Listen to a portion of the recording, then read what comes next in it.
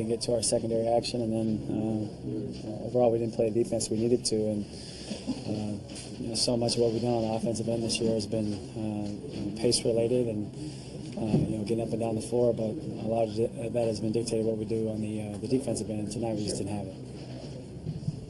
Coming off what Ty described as a pretty positive practice, that he felt like, were you surprised at the result? Of course, especially on our home floor, going up against one of the premier teams in the league, a team that always plays us hard, always plays tough. Yeah, we would have liked a different outcome, but just a little bit of sloppy play. As I mentioned, they were hungry for a win, and certain things we needed to adjust on out there, especially throughout the game, and we're down, I think, 8 going into the third quarter, and we came out and gave up 2 turnovers, and that kind of set the precedent for the entire second half. How much did their length defensively, affect what you guys are trying to do on the offensive end? I don't think we necessarily shot the ball too bad, but I think they're able to, at least on the offensive end, get to the free throw line, get in the bonus. They had a ton of assists, very low turnovers. Played the right way, and you could see that. I don't think their length, really. Their length affects everybody, but I don't think that was the determining factor tonight. Kevin, you guys only had 6 assists over the last 3 quarters. Say it again. You only had 6 assists, I think, over the last 3 quarters total. I know you missed some shots, but what does that tell you about the way the ball is? Yeah, that's just not us. I think we have 2 guys that are so great at making the plays for each and every one of us. We have to knock down the shots when it's there for us, and be willing to make that extra pass when those guys do find us, whether it's in the corner or dump off of the pick and roll. So we just need to get back to doing that. I think we're a lot better team when we do so. You mentioned the turnovers. I think, if I recall, it was Kyrie and you. And they were kind of like fluky, like unforced kind of. Yeah, there were a few of those tonight, but also there were ones where I can remember, at least for me, there was actually 2 probably against my old college teammate where one I backed him down, he just swiped, and then the next one I ripped through it, and he swiped, I turned it over. So it's just plays tonight that sometimes it happens, but you just have to be more heady and conscious of what's going on out there. And tonight I wasn't, and there were some more like that throughout.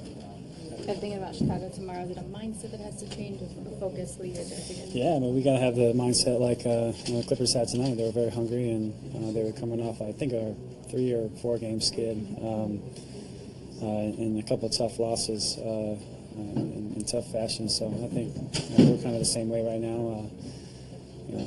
I hate to say 2 blowout losses, but that's what we feel like they were, and we need to come out hungry for a win tomorrow and have a different approach. Thanks.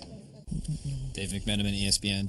Ty, the Clippers won on that 4-0 run to end the second half, and it only snowballed from there. In the third, you had 2 early timeouts, but didn't seem to be able to stop their momentum. What were you guys failing to do? Failing to do? I just thought that, we did a great job with Blake. We did a great job with CP, coming into the game. And Redick hurt us. I thought his movement, off the ball. He's a great mover without the ball, but, sometimes we miss some coverages where we left him wide open. But I just thought J.J. Redick's movement in the first half really hurt us. So, I guess the second half I was more pointing to the third quarter. The third quarter? Well, they just came out. They were a hungry team. They lost 3 in a row. They came in. They was, motivated, backs against the wall, losing 3 in a row, and they came and played like a desperate team. And in that third quarter, we came out.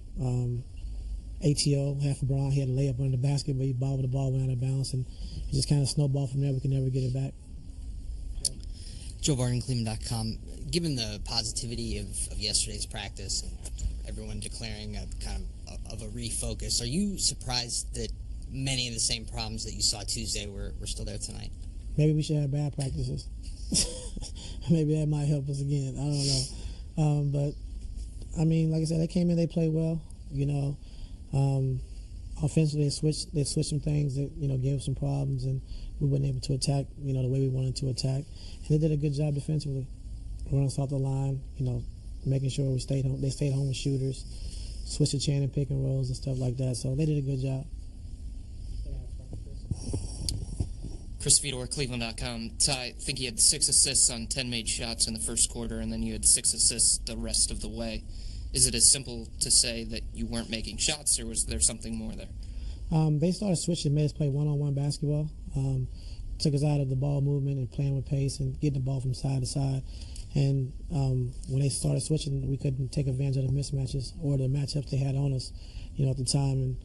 And we've been doing a good job of getting off to a good start in those first quarters, but we got to be able to maintain it when we go to the bench. We got to be able to come in and maintain those, keep it going.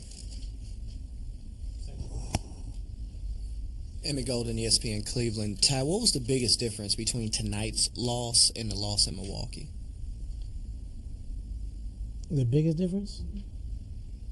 The loss is a loss to me. I mean, it's not a difference. Like people talk about Milwaukee like they're a bad team. I mean, their record, they was 7-8, but they have a good team. They're athletic. They're long, they're lengthy. They play great defense, and they've always given us problems in the past. And this team's the same way with DeAndre, Blake. Guys, they can switch multiple positions. They can play, 1 through 5. They can guard those guys, and I've seen it personally. So nothing different about the loss. We took 2 losses. Now we got to get back on track tomorrow.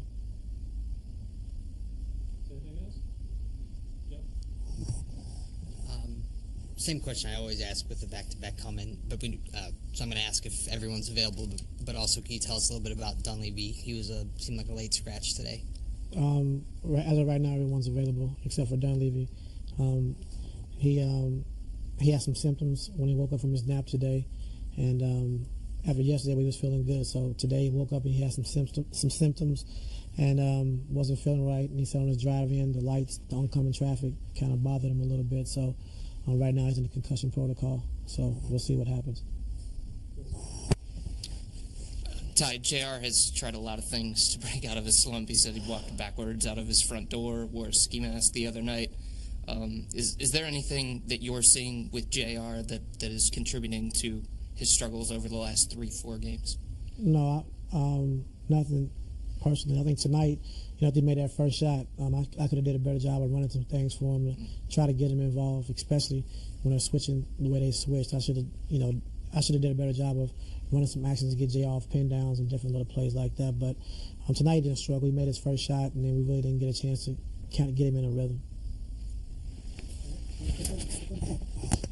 Tom with AP, you're attributing a lot of this to the way the Bucks and the Clippers have played. So you're really not concerned about anything overall, Ty, the way you guys are playing right now? They played good and they beat us. I mean, we have to play better. Of course, we know that. But, they played well. They attacked us and they beat us.